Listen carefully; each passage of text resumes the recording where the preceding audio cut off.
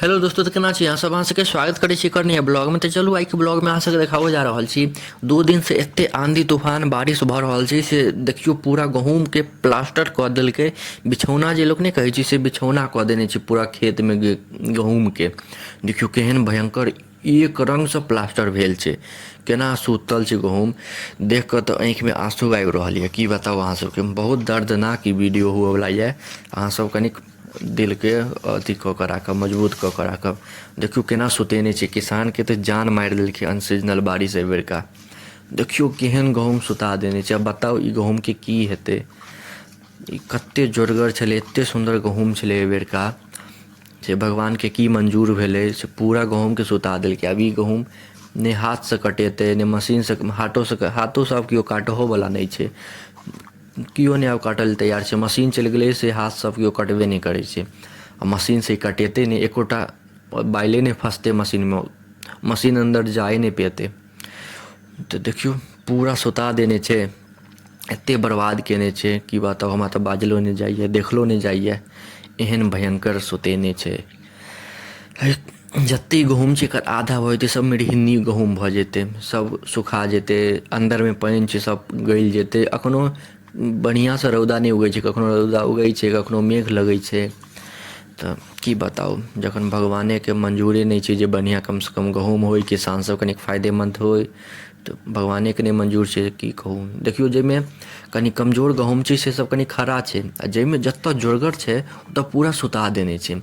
जे सब हरियर छै ओकरा तऽ पूरा सुताए देने छै, आ जे सब कनि पाकि गेल छै ओकर सबके हौला भऽ गेल छै गाछ सब, तऽ ओ सब नहीं सुतल छै। लेकिन हाँ, पाकलो में जतऽ जोरगर हेतै ओतऽ सुति रहल हेतै। जेना देखियो एतऽ ई सब जोरगर छै तऽ पूरा सुता देने छै। अगर एते जोरगर नहीं रहितै तऽ पाकल से रहितै तऽ बचि गेल रहितै। लेकिन तते जोरगर गहूम सब एहि बेरका भेलैए, सब सुता देलकै। एहि बेर गहूम सब बहुत सुन्दर भेल रहै, बहुत ज़्यादा बढ़िया भेल रहे गहूम सब, की बताओ। लेकिन भगवान के नहीं मंजूर रहे जे किसान के कैले हेतै एते फायदा, भगवान गिराइए देलखिन।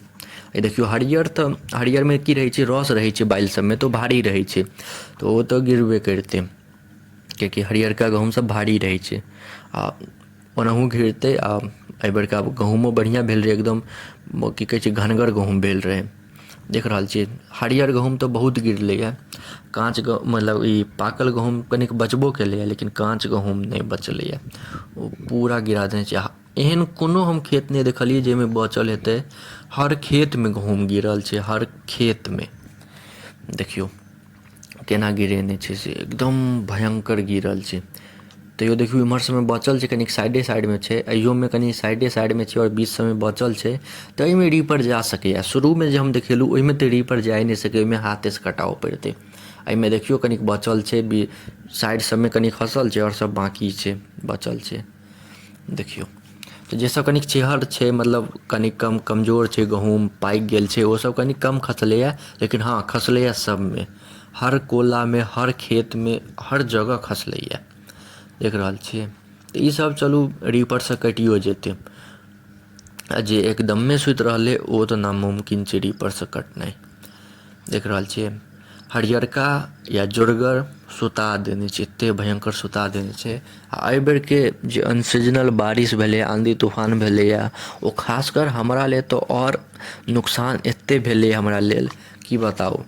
सबसँ पहिले घर पर छलै 3 गो केराके घौर, से खसि पड़लै।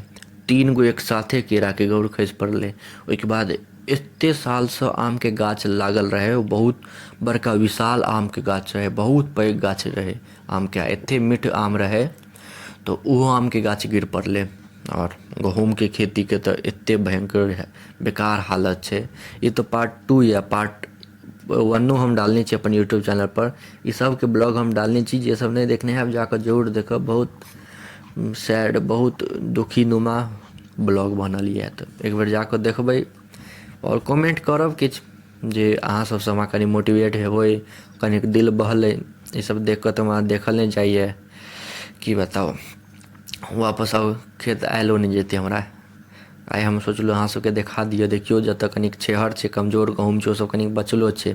जे सब पाकि गेल छै से बचलो छै। जे कनिक जोरगर गहूम छै, जे अहाँ सबके देखाबै छी बगलमे जे जोरगर गहूम छै, ओकर की हालत भेल छै देखियौ। बगलमे जोरगर गहूम छै तऽ गिरा देने छै।